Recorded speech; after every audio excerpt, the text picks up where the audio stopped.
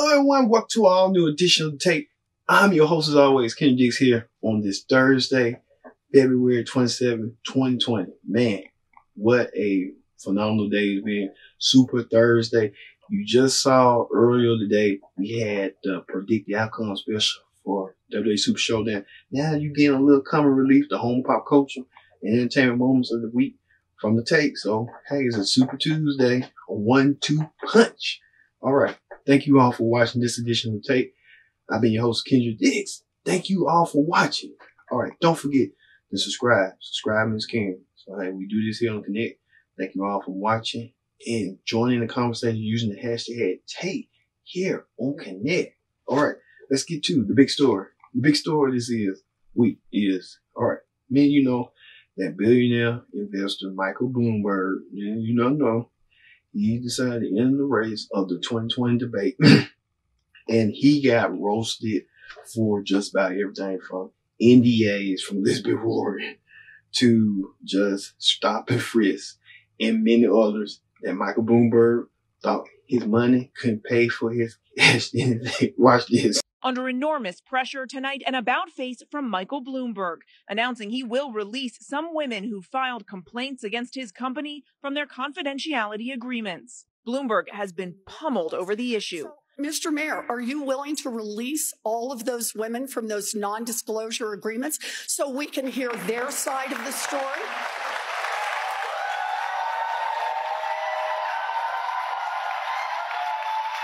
We have a very few non-disclosure agreements. How many is that? Let me finish. How many is that? None of them accuse me of doing anything other than maybe they didn't like the joke I told.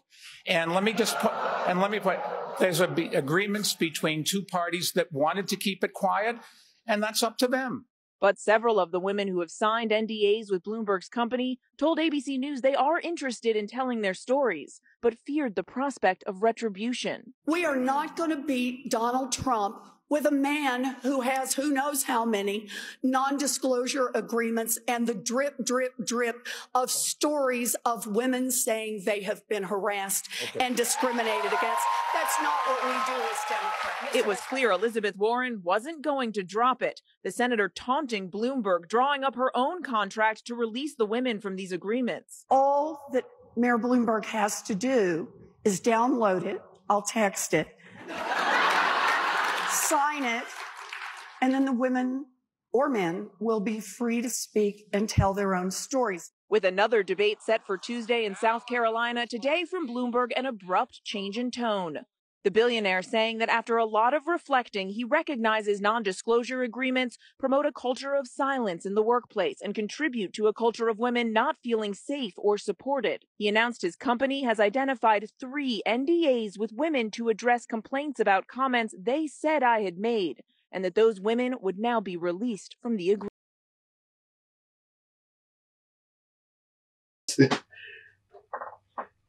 All right, Michael Bloomberg thought he was ready, but he really wasn't ready. And I think Michael Bloomberg had that little coach that was like, hey, say this. No, I'm going to say what I want to say. But Mike, you ain't going to. You're going to want to do, you're going to take over and do what you want to do. I think Bloomberg got to realize, too, if you want to win this election, you need to, slow your heels down. Or you could be like him. Yeah. That Mike Bloomberg said he's going to play his own game at his own race. It ain't nobody else but him. Oh, God. All right.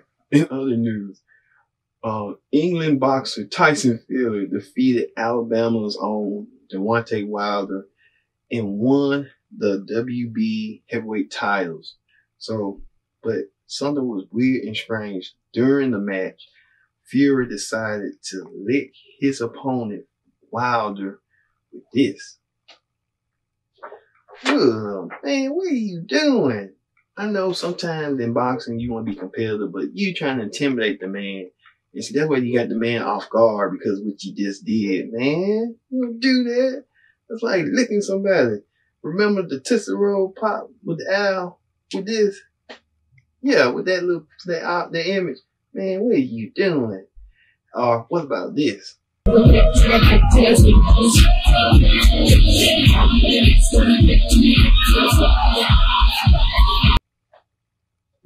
How many licks could it take till they get to the center of the, oh, he wanted to, ooh, Lord, he just wanted to taste him and see how he tastes. I thought, to be honest with you, Fury was married. That's why I thought Fury is a married man and got kids. I guess he wanted to see how Tyson, Deontay Wilder, I know he don't go down like that, but wow, Tyson Fury, I don't, if you want to do what you want to do on your own, do that on your own accord. And ain't no judging here. I'm telling you, ain't no judging. Woo. All right.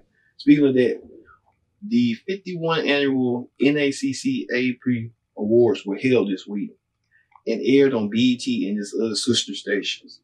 Well, when host Anthony Anderson talked about how all the networks could access the show from CMT to Pop TV to Logo to TV Land. Hey, TV Land relates to my people, my older people who watch TV classics. Logo relates to the, LGBT gay community. BET relates to blacks. Who else we missing? MTV, younger demographic. So Comedy Central, laughter demographic. So everybody has a piece of the pie. I'm suspecting. All right.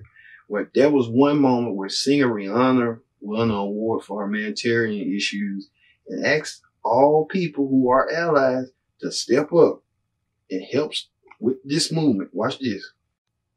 All right, you saw right there, singer Rihanna telling folks, if you want to help, you're going to have to stand up from behind the scenes and in front of the scenes.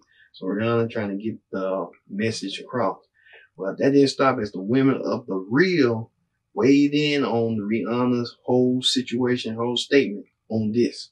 And you never want to hang out with somebody where you feel like you are the exception to the rule. Yep. You're like black, but not like black. You know what I mean? exactly what I'm talking about. Or I'm Latina, but I'm not personally an immigrant, or I'm not here illegal. You get what I'm saying? Yeah, but at the end of the day, box. those are my people, and I fight with them. And when you look at me, you see them. And therefore, I need you to fight for them the same way you would fight for me. And even if they're not our people, just seeing injustice, period. Yes. Another big thing that I want to say is it's important for people to not only be allies publicly, I need you to be allies in private as well. Ooh. I need you to be allies in the private space, in your home, in your place of work. If you hear somebody talking crazy, call them out. Wait. All right, Adrian Bayon talking about call them out. Well, Adrian, you got a couple of other women that's out on there, except Amanda Seals. We ain't got no controversy. And except Jeannie Mai a little bit, but Jeannie Mai, she cool. She dating Young Jeezy. But everybody else, you got to side on them, so don't call them out. You need to. I'm telling you. All right, on talk shows this week. All right, you remember the video with father and son talking and it went viral? Okay.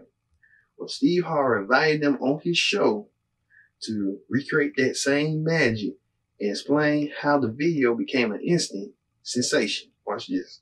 With your boy. Well, I have an older son. His name is Jabari. He's 8 years old. And so as my kids are growing up, I like recording these videos with my kids. So like home movies. So I was recording this stuff and I was like, yo, man, I want them to have this when they get older. And me and my wife were watching Empire, the season finale. And I was like, man, I don't know what's going to happen, the ending of this. And he's like, what's going on right now? And I was watching the ending of it, and I was like, what's going to happen? Me and my wife really having a conversation. He looking at me and her like, he looking at that like, I said, you feel me, man? And he climbs up on the couch, and he just starts going in. And I was like, yo, this is funny. Like, get the camera. And I wanted him to see it when he got older, man, but he just really was going in that day. And this dude is aware. Right. He is alert. This ain't no little lost baby. He is right. The hell? We ain't got these many lights. What's happening? Right. He don't even know he on TV. Right. Yeah. So. All right, Steve Harvey getting to the bottom of it. I think Steve Harvey looking at it like, man, how do y'all get viral? And how when I get viral sometimes, I come out something that's not supposed to be said at all. Hey, Steve, you a public figure. You went from network TV all the way down to where we at, down to the small TV sector. Steve Harvey down here with me and everybody else. All right. On the Ellen DeGeneres show, Ellen welcomed presidential candidate Pete Buttigieg. I hope I'm saying it right, because everybody on TV used to say, "Oh, Pete Buttigieg, you saying it wrong, you saying." Well, anyway, hey, I'm trying to say it the best way I can. Disclosure, right? Went on the show and addressed the situation where Presidential Medal of Freedom Award winner and radio show host Rush Limbaugh questioned Buttigieg and his husband ever made it to the race to the White House and kissed, how America would perceive him with this. This was Rush Limbaugh's comment not too long ago. He said, how is this going to look? A 37-year-old gay guy kissing his husband on stage next to Mr. Man, Donald Trump. How do you want to respond to that? Look, I guess he just has a different idea of what makes a man than I do. Look, I'm not going to take lectures on family values from the likes of Rush Limbaugh or anybody who supports Donald Trump, frankly. You know, when I was packing my bags for Afghanistan, Donald Trump was working on season 7 of Celebrity Apprentice. And I'm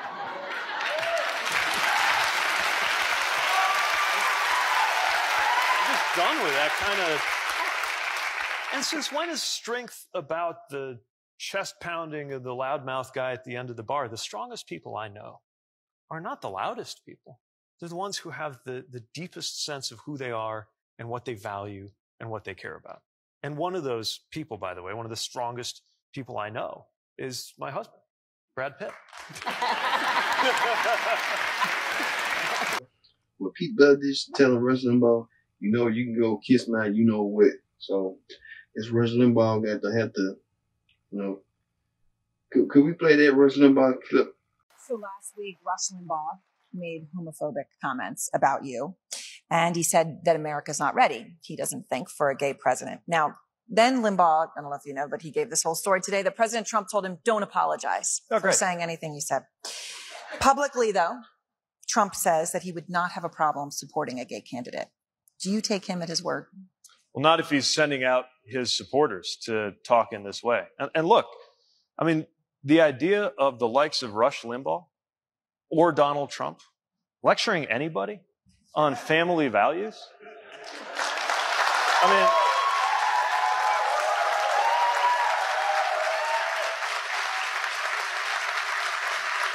I'm sorry, but one thing about my marriage is it's never involved me having to send hush money to a porn star after cheating on my spouse with him or her. So, they want to debate family values? Let's debate family values. I'm ready. Yeah. Hey, Rush. Long if it is affecting you, you don't need to worry about it. Long as they ain't affecting you and your household and your business, why it shouldn't matter to you.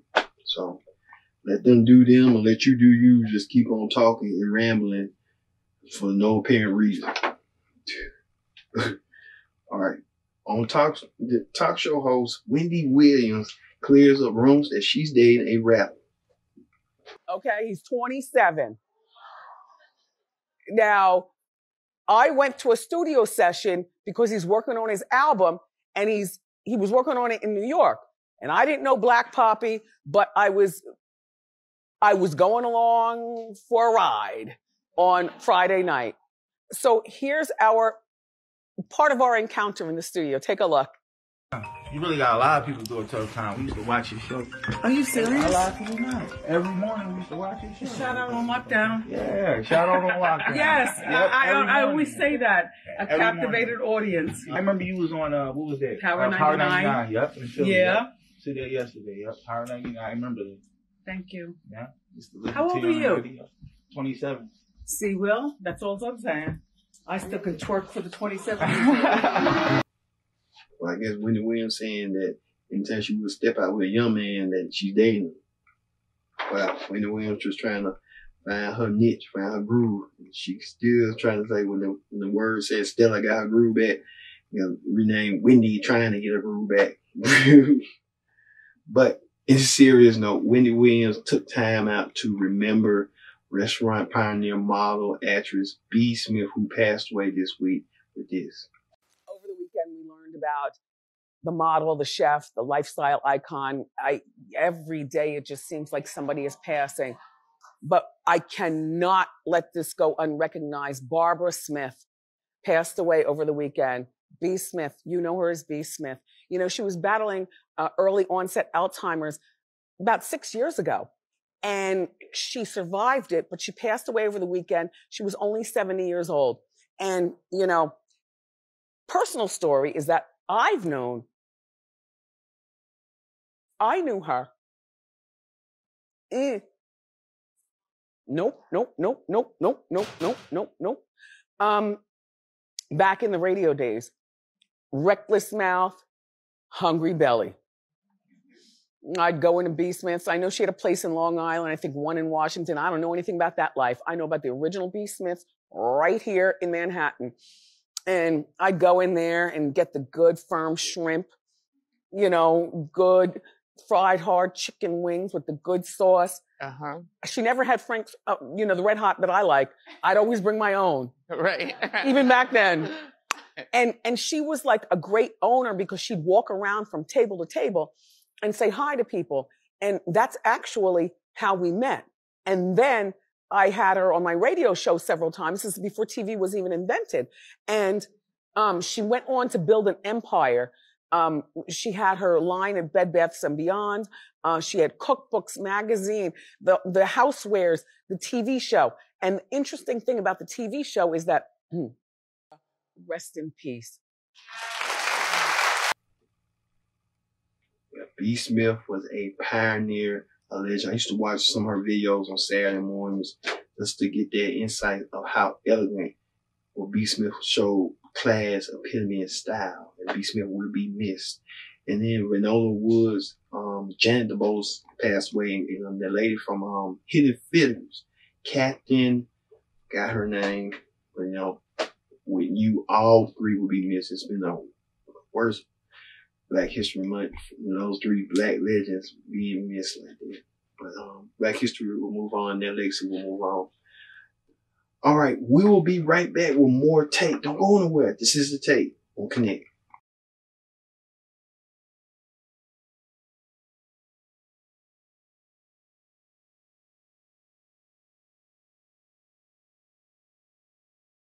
As you all know, February is Black History Month. So I want to take a moment to pay homage to our roots. And while I love a good family tree, today I'm not talking about those roots. I'm talking about these roots. That's right, y'all. The way African Americans wear our hair isn't just about style, but also a Snapchat of our history, which is exactly why I want to talk about our tresses, our do's, our crowns, etc. Let's start with braids. From box braids to cornrows to plaits, often referred to as protective styles. These do's first date back to 3500 BC in ancient Egypt. Practicality meeting classic style. Yes, queens. Next came the pressing curls. Now, ladies, I know many of you have used a hot comb before. Oof, I still got the burns to prove it. But I digress. We all have Madam C.J. Walker to thank for revolutionizing the press and curl style in the early 1900s. Also, this made her the first female to ever become a self-made millionaire. Okay, entrepreneur, get that money. Now, on to afros. Civil rights clashes in the 60s and 70s led to the rise of the natural hair movement, encouraging Black communities to sport natural hairdos. These were made even more popular by icons of the time, like Angela Davis, Jimi Hendrix, and Diana Ross. Yes, child, that hair was truly supreme. And for those of you who can't rock an afro and you're curious and want to just reach out and touch, don't. Unfortunately, the era's non-conforming hairstyles were criticized and labeled unprofessional, which led to the next phase: wigs, weaves, and relaxers. Those who wanted to work in professional environments had to assimilate to find jobs, using any means necessary to straighten their hair in styles that were deemed acceptable by non-minority coworkers. For years, our hair has been bumped, burnt, fried, dyed, blow-dried, and laid to the side until we finally said enough. Which leads us to now. Just last year, California became the first state to pass the Crown Act, a law, yes, a a law that prevents discrimination based on hairstyle or texture. Now just think about that. It's taken centuries for someone to make it okay for us to wear our hair as it naturally grows out of our head. But today, honey, we reserve the right to rock our locks any way we choose. Whether it's braids, wigs, cornrows, it's our prerogative. So go ahead, rock your crown in any way you choose. It's all beautiful. To all my brothers and sisters, I see you. And to our hairstyles of the past with a history that's vast, today, SSK salutes you.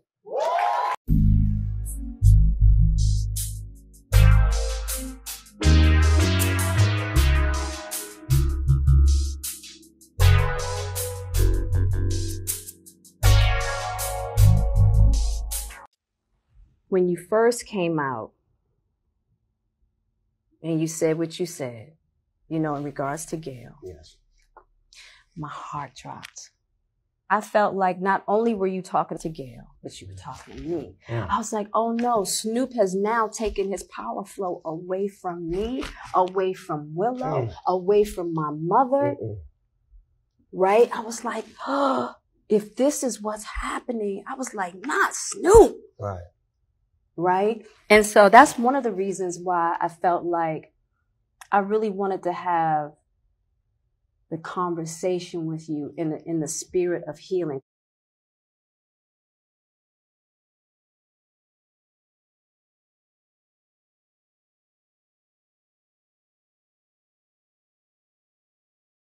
Back to the tape. I'm your host as always, Kid Dix here. Glad you can join us here on the tape. Join in the conversation using the hashtag Take here on Connect. And don't forget to subscribe. Subscribing is caring. We're the home of pop culture and entertainment moment of the week. So thank you all for watching the tape this week. All right, on the political rundown this week, President Trump visits India. And let's look what the president had on his agenda on his vacation. Swami Vive Kamunand in Ahmedabad. Some of the world's greatest cricket players, from Sachin Tendulkar.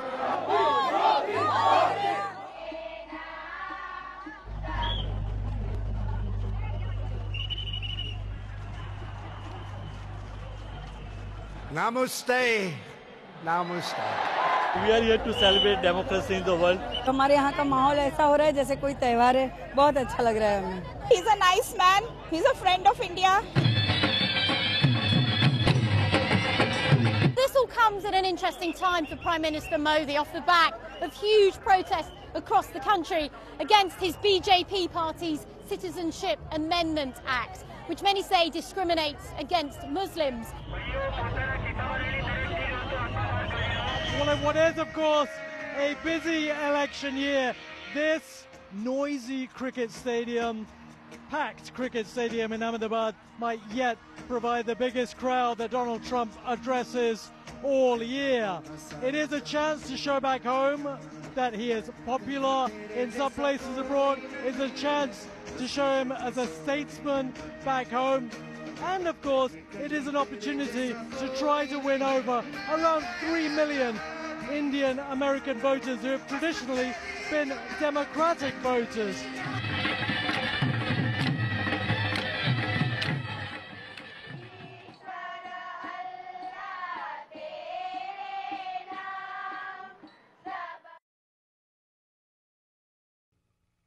Yeah, the president took a time out to take his vacation. And I guess he's getting massive pop from India, which, hey, India's our number one market too. So thank you all, Indians. Thank you all, people. We love you here. Love you. All right. Even President Trump's best supporter, Candace Owens, reveals how Trump could win the black vote with this. They were using in 2016 doesn't land the same. We're looking at the actual results. We're seeing that we've had a Republican conservative president for the last 4 years, and he's been able to accomplish more than a black president did in 8 years. So the stakes are higher, and every poll that you look at shows, I don't care if you're looking at a left-leaning poll or a right-leaning poll, they show that black support for Donald Trump has increased, and that's a detrimental threat to the Democrat Party, who cannot afford to lose even 5 points of the black vote, or else their entire party is finished. all right, why are you trying to enlist that, win the black vote? President Trump may get a little bit of the black vote, but he don't get the majority of it. You know, black Americans had this thing about they want to trust people, but they always stuck side by side with the Democratic Party, so that's what they're going to be rocking with the majority of the time. You're going to have some that's going to look about like 10%, 5% going to rock with Trump. So that's how it be. Everybody wants, you know what, freebies. All right, on news this week, film producer Harvey Weinstein is charged with 2 counts of rape and other charges. Well, his defense attorneys had a lot to say about Mr. Weinstein's trying to get out. We knew we came in and we were down 35-0 the day that we started this trial. The jurors came in knowing everything that they could know about this case. We couldn't find a juror that never heard of Harvey Weinstein. You know, Harvey is strong, as I said. Obviously, he's disappointed, but he's strong, he's mentally tough, and he's going to continue to fight. When the verdict came in, Mr. Weinstein was shocked, but stoic at the same time. He didn't react emotionally. There was no crying or anything like that. All he kept saying over and over again was, I'm innocent, I'm innocent. How could this happen in America? I'm innocent, I'm innocent. As I said, over the weekend, appellate lawyers who reviewed the transcript were very confident. So you will appeal? Oh, as sure as I'm a bald man, it will be appealed. Well, like the one defense attorney saying, you'll see me as a bald man, that they would disappear. Hey, Harvey Weinstein done the crime, he's gonna do the time. So Harvey Weinstein need to learn his place. I'm telling you. Teachers Oprah and Gail, hey, y'all side with Harvey Weinstein, y'all need to report on him too. All right.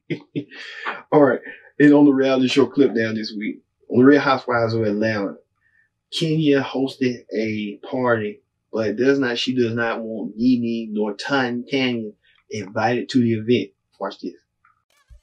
Wait, we can't start everybody not here. Where's Nene? Where's Marlo? Where's Tanya? Oh, they weren't invited. Huh? They weren't invited. At all? No. But we're meeting him prior to the charity event. They know him. Tanya don't know him. No, he didn't know him. No, Tanya was invited. I never met Tanya. I never met Well, you told her that she couldn't come and Paul couldn't come, so she didn't come. What? No, because it was a couple. I don't know why she said that. She said that? Tanya, you're invited to the couples bowling, so I wanted to invite you to Paul. Couples bowling. Oh, I don't know if he'll be able to make it. Well, it's a couples thing. We were just doing the couples. How's Cynthia here? I never said that. You the one saying it's couple. I said everyone can show up. I was under the impression it was. Yeah, of course. I was under the impression it was. You've been real confused lately. Yeah. All right. So right there, Kenya saying put the kibosh on that, but that didn't stop Kenya's husband. As Nene and Greg showed up at the request of Kenya's husband, Mark, with this.